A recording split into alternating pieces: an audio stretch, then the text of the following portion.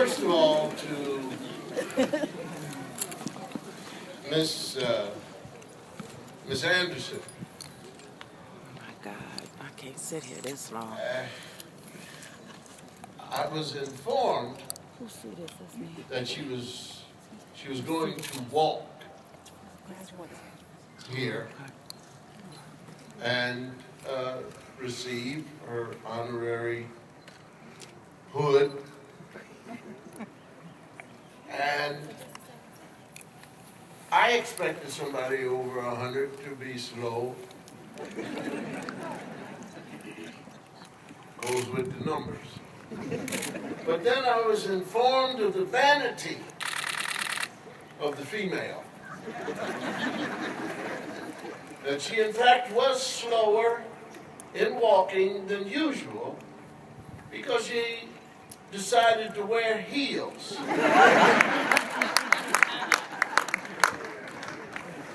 And so there you have woman with her heels on the grass. No sense going to any place getting a pair of low-cut something at 104 or 5 or whatever she said. She wanted to wear her heels. Vanity. That's woman. From the time they are in labor pains, as I remember, Crosby.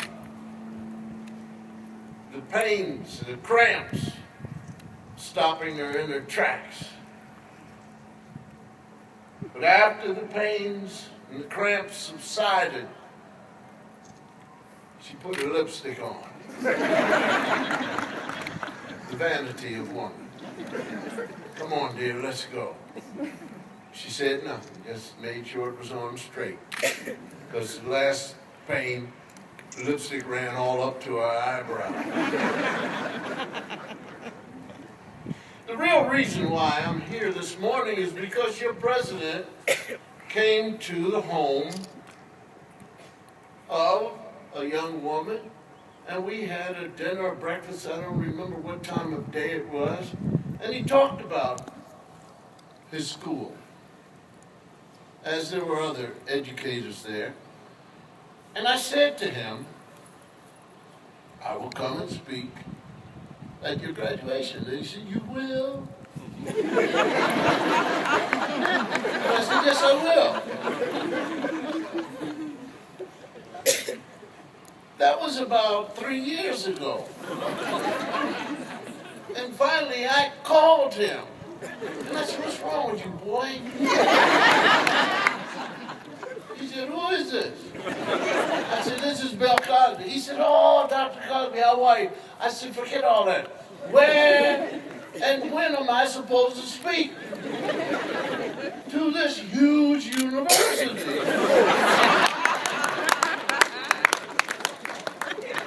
Called Quinn, and every time I Google, they send me to some actor named Anthony Quinn.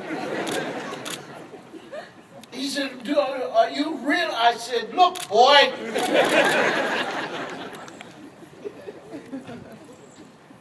So we set the date. I put it on my calendar. I called about 4 months ago. I said, I haven't heard from you. He said, are you really coming? I said, yes, I told you. What's wrong with you? I said, do you really have a college? Buddy, you somebody sitting at that table. You know, and you made me happy because you're same colors as my fraternity. Well, see how quiet he got? Ladies and gentlemen, this school in itself represents civil rights movement. In the professors, see, nobody talks about faculty. I remember Ed Bradley. Ed Bradley. If you don't know, if friends don't know, tell them who I'm talking about. But Ed Bradley and I are from Philadelphia. And we are from those parts of Philadelphia where the whole idea in those days, in the 50s, from our parents to us, was to move up, move out, and start some good stuff rolling. It didn't make any difference what college you went to. Didn't make any difference what people said about your college. Because in those days it was loaded with elitist ideas. And your school is not this and it's not that because it's not big enough because too many Negroes go there. And as you know, Negroes lower everything. Don't they? Only if they allow it. Now, when you have a mantra that all of us know about, 104, 105 years old, you sit at her feet, whether she has heels on or not. And you listen to her tell you her life story. And her life story according to the way she lived it and was taught to live it. And you will find out that the words of today in entertainment, the words of today in media, the words of today in the neighborhood don't fit with the success of a race. You have to have grown people help you with your little simple mind as you grow up. As a man said to me who had graduated from Harvard, irregardless. That's what he said. I was disturbed by this because he said he graduated from Harvard. And so I went back to a friend of mine who was the president of Temple University, Philadelphia. And I said, Peter, I sat next to a man who was highly educated unto himself. And he used the word irregardless. And he was white. I said, so I feel challenged. Since they have the power, is this word coming into effect? Because they will change things according to what they want. You got people, politicians changing zones, so when you vote, it doesn't count. This is the fun of being in power. I said, no, because I said so. Now go ahead and vote, but there's nobody counting it. We don't have that power. Yes, we do. We do have it. But let's get back to irregardless. So my friend Peter, who was a wordsmith and president, former president of the university, said, well, what was it that he meant when he said irregardless? I said, well, he meant regardless. Peter said, that's right.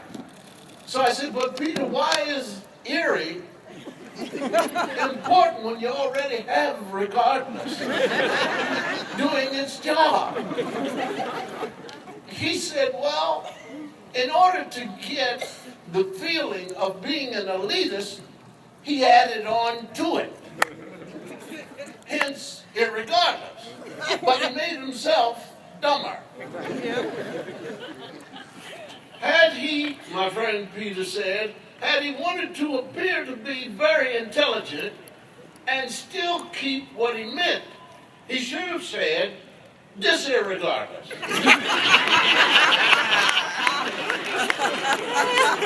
Then he would have been on point.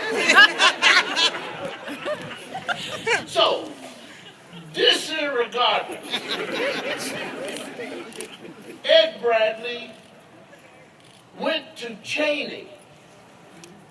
Cheney, in the days when Cheney, even in its own blackness and colored people, was thought of as being a school that you had to have an IQ around 89.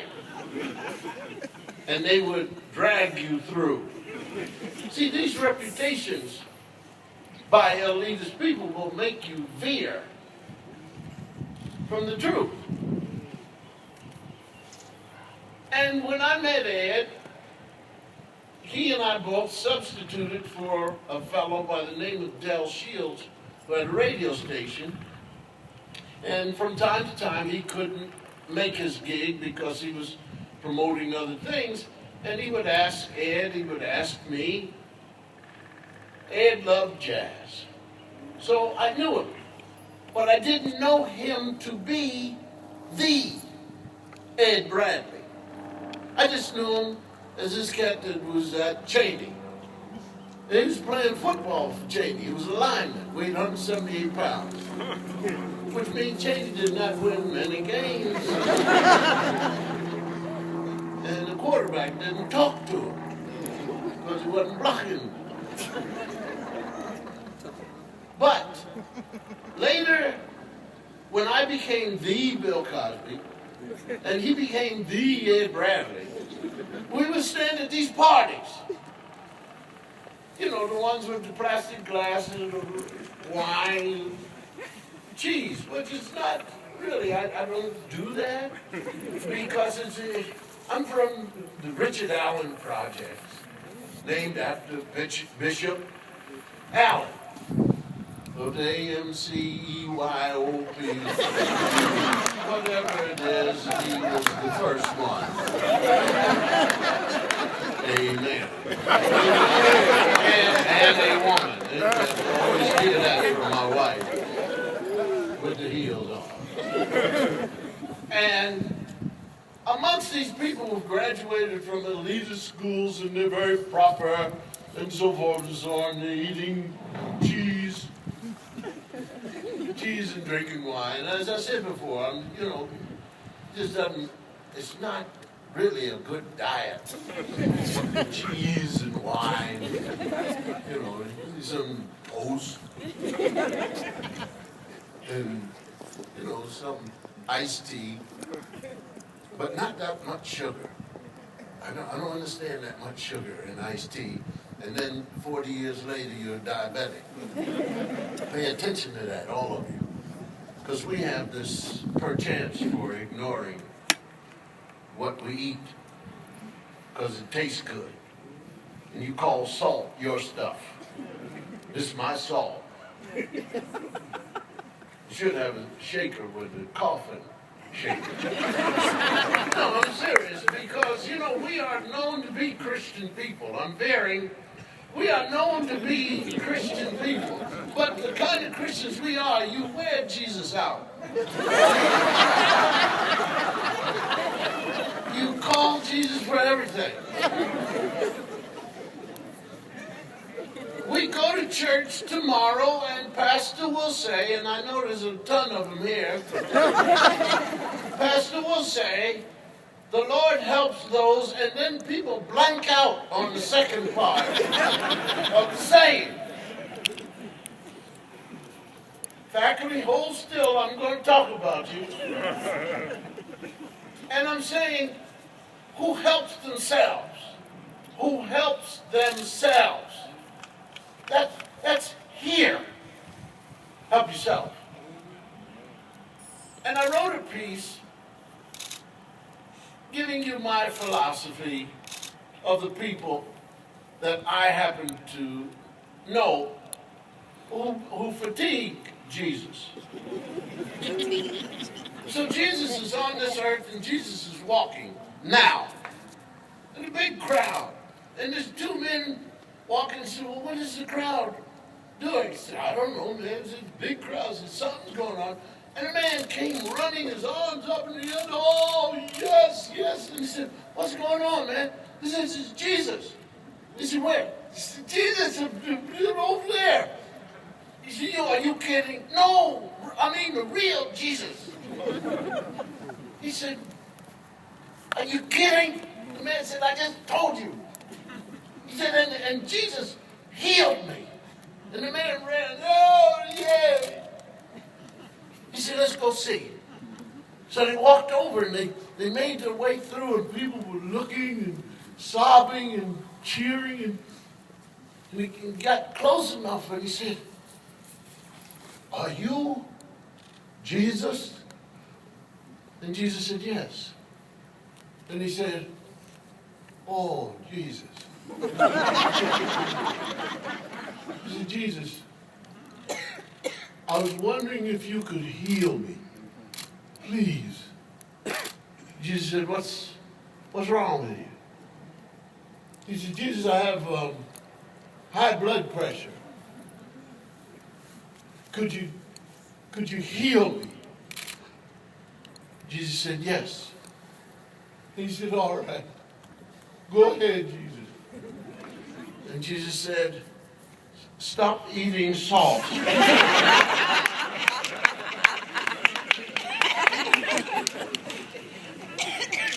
Yes. Yes, I will.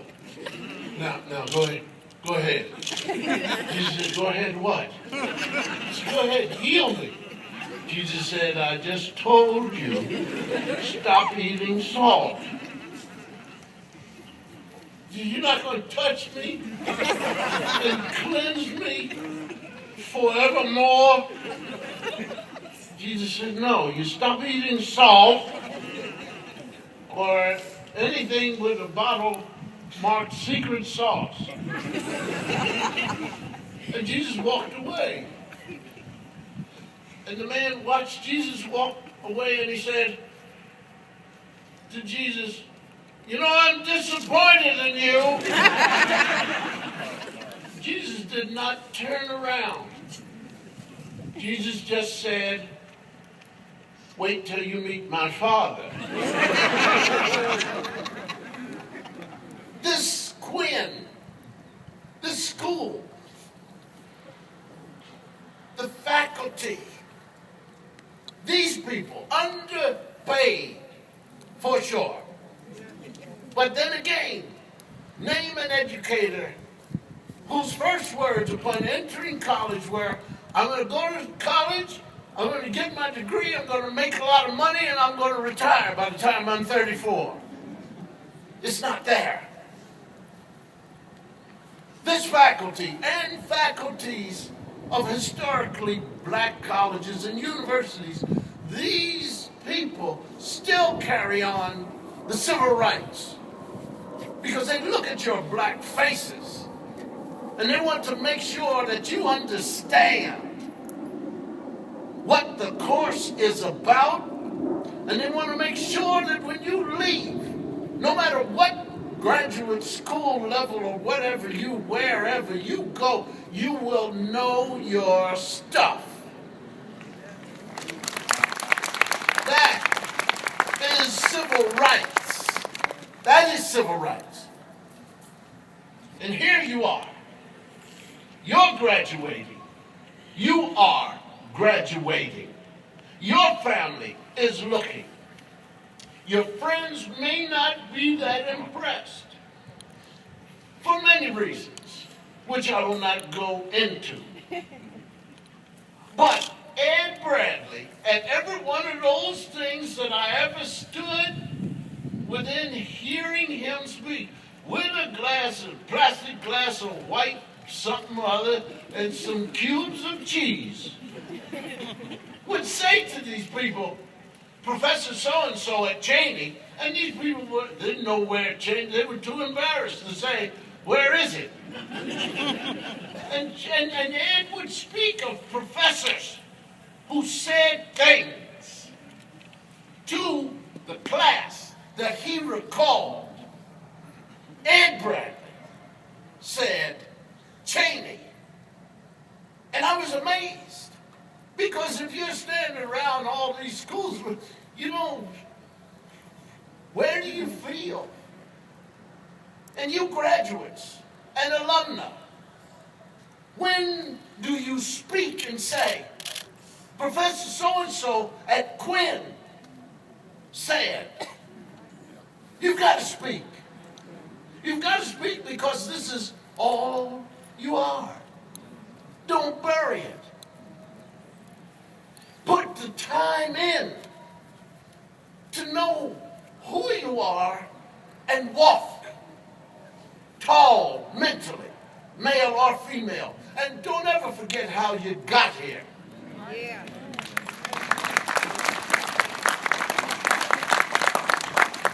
Because you may not have the money.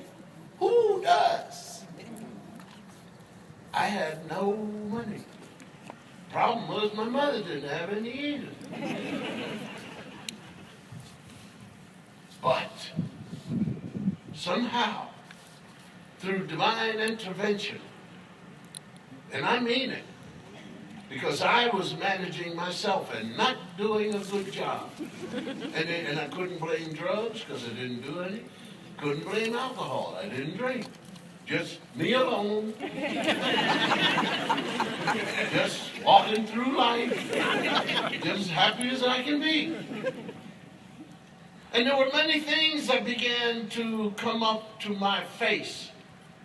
To say things that made the synapse between what the elders were telling me that I didn't pay attention to. I remember there's nothing better now that I look back as a boy, whether I was 8, 9, 10 years, whatever, to hear some old person, might have been around 36 years old, say something to me, sounded like it was in code. But I kept going, managing my life the wrong way. But now that I think back to old Mother Harold, in the neighborhood, in the projects, looking at me, I don't even know what I was doing wrong. And she would just look at me and she would say, you know, sometimes I worry about you. There's nothing deeper than that. To be understood. To go to Sunday school class. To go to church. To listen to. And the elders speaking and telling you the truth. And you've got to pay attention to that. You can't pay attention to some idiot that just wants your money. Right. You've got to speak out. Stop clapping because you're not doing enough. You've got to speak. There's a movie that I saw, and the priest was talking to these white men who were working on the docks. And the man had just been killed because he was ready to talk and speak out. And the priest wanted to know who was going to stand and speak for this dead man. And then he brought up the word crucifixion. And I'm bringing it to you. Crucifixion. When are you going to speak up? What is your excuse for remaining silent when you see your children in a way that you've never imagined that they could be this way? And the word excuses that I sure enough valid is a good thing said because he's so deep. Am I making sense? Not for you to leave this campus without celebrating what this campus is about. Whether they graduated on time or not is not important. It's what they learned as they sat here, almost one-on-one. And one-on-one, you know these professors are going to speak up. They don't have any money. So they see you, and they know you by name. You know, sometimes I worry about you. Come up to my office. And you will get straightened out. And that's the beauty of being here. And if you were smart, keep this school a secret. Don't let anybody say, no, we can only handle 25. That's all we can take. I'm sorry, you going on someplace else. We're graduating Quinnites. Quinnites. And you look around, and they're not afraid to speak at the parties. So, President, I said something when I was at Quinn, and people were afraid to ask. You've got to speak up. You got to speak against these things that people use as excuses. 14-year-old boy got no business talking into the ear of a 13-year-old girl to have his baby. Speak out, reach out, stop it. He doesn't have a job. He doesn't even have feelings. Call in these relatives that you have. Tell them how many children you know they have that they're not supporting. Can't get a job? Of course you can. You're sitting around. What's your excuse? What excuse are you using? Who are you putting a lot of pressure on? And so these graduates today, that beautiful woman with her high heels on, who walked here. You sit at her feet. You ask her to tell you the truth. Because they didn't demonstrate so that the children can wear pants upside down, backwards, not tied to shoelaces. Use the word nigger as entertainment. It's not entertaining. Show them the pictures of that woman burned with the baby hanging out. Make them understand. Don't be afraid of these children. They want us to speak to them. We've got to get rid of the guns that we may have a feeling he's hiding in our house. Crucifixion. Those who didn't speak up for Jesus. Those who won't speak up for our children. We are supposed to be the elders who will guide our children out of harm's way. Not to sit and point and say, there they go again, something's going to happen. That's not right. Speak up, stop it. We fought so hard to get white people out of our way, saying that they were holding us back, they were prejudiced, and they didn't want us to succeed. Okay, civil rights movement, and we won, and black people are in charge. Whoops. So how are you going to sit quietly? You can't. Not with these graduates coming.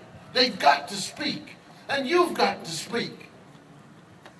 Yeah, you can clap and look around. Yeah, well, do it for me. No. You're going to join in. You're going to be a part of it. Look at how proud you will be when the name is called out and screaming and all of that, and then where? And once again, let me just finish by saying, it's not how you finished unto yourself this Quinn. It's how you got here. That's the funniest part. That's the funniest part, how your little behinds got here. Some of you were dragged here. Some of you were told either go into service or you go to Quinn. Some of you were told, I will not feed you another time. And that's the way to start them. Because if they don't see it that way, they'll be hanging around forever, blaming somebody else. The only worry that you elders should have is if you're going to live long enough to see it. That's the beauty. See it. Nothing like this graduation. Nothing like the people watching this to see it. Because they never believed you could do it. And then somehow something happened. Well, it's not magical. Look at your faculty.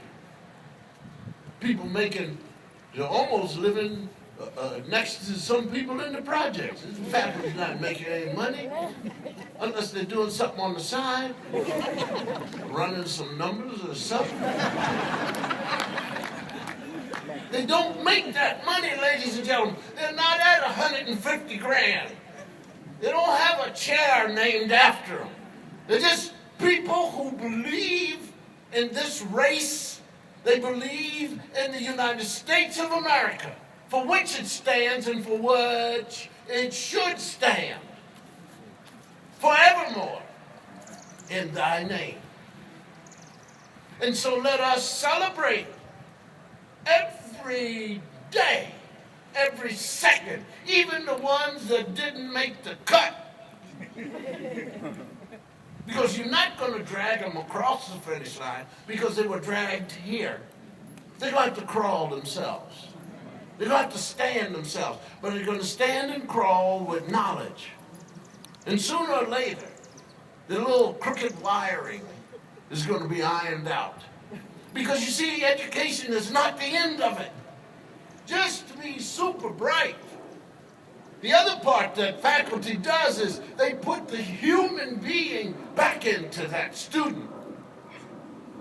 The awareness, the realization that they can do more and they will be more. So many of these kids are coming through and they don't even know who the father is, who their father is. They don't know where the mother is. They know about drugs maybe and some other things that have fallen upon them and put them in harm's way. And they know that they're ready. And many of us know about aunts and grandmothers and sisters and uncles who had to pick up where the biological parents fell. You got to remember these people. You got to look at them and thank them. Because they're here today to make sure that your little behind will get a piece of paper. And that's the celebration and the beauty of all of it. And I am here because your president is a fine man. And I pulled him aside, even though he's with another fraternity. And I said to him, and I mentioned a school. I said, if they call upon you, don't go. You stay here. And I don't care if next year it's only 8. They're going to be special. All of them.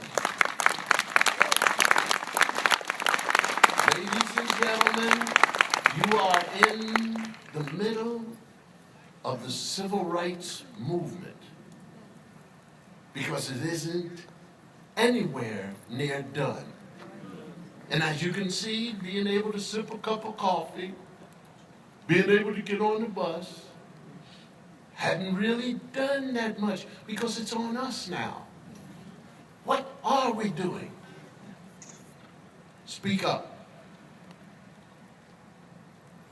I'm proud to be an honorary.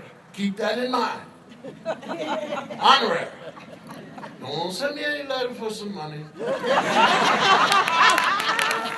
Nice try. Nice try. Don't send me anything talking about a but I give you a back. But I do expect the 16 or 17 or whatever team will be picking up the diploma to write a check. I don't care if it's the same amount as you gave up buying yourself 2 shots of scotch. Write a check. Send it. Excuses. Don't use an excuse talking about I don't have it. No. If you can afford to buy yourself a beer, do without 4 beers a year. Send it here. And even if you didn't graduate at the top of your class, I was 16.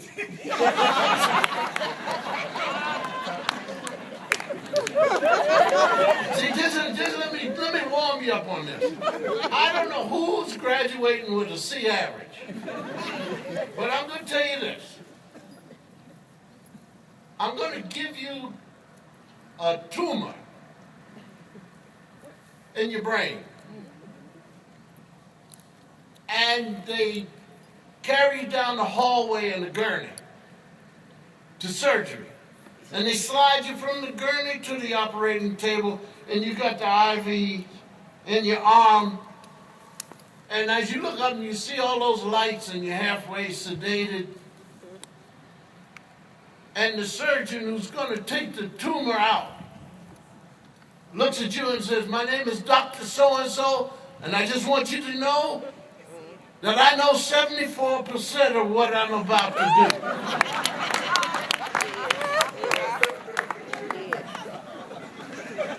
So those of you graduating with a C average who've been told you can do better but you didn't, I want you to write a letter to every single professor and apologize and tell them you didn't know what you were doing, and that old Mother Harold is still going to worry about you, but you're going to try your best. I want you to spread the word out. I want you to take care of our children. Take them out of harm's way.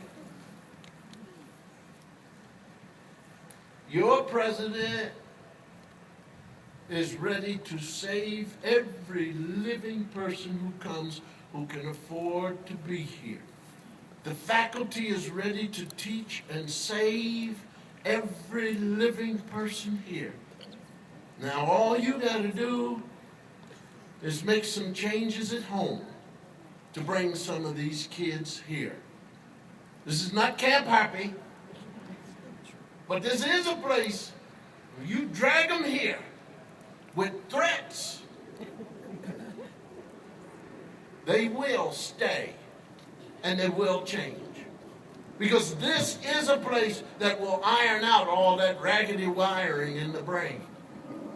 And every one of you graduates, you have a story. You have a backstory of how you were brought here, and you've got the front story, which is your graduation. Now you work on your your end game. And don't be afraid. There's an old saying that a mediocre man said. Mediocre man said, if you don't know what you're talking about, ask somebody. Because mediocre people are always at their best. I want to thank you, Mr. President. I'm ready. Would you please come? And you both just remember, go send me a letter. Mr. President, do you hereby wears and therefore owe unto yourself, you little non-Q.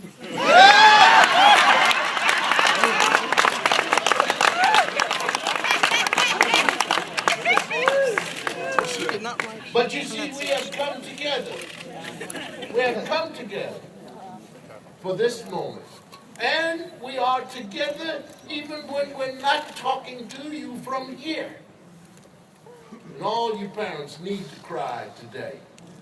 And all of you need to say a prayer and thank Jesus, because Jesus did do some work in there.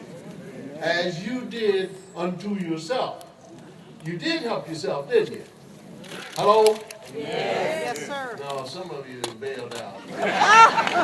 Irregardless, I'm ready.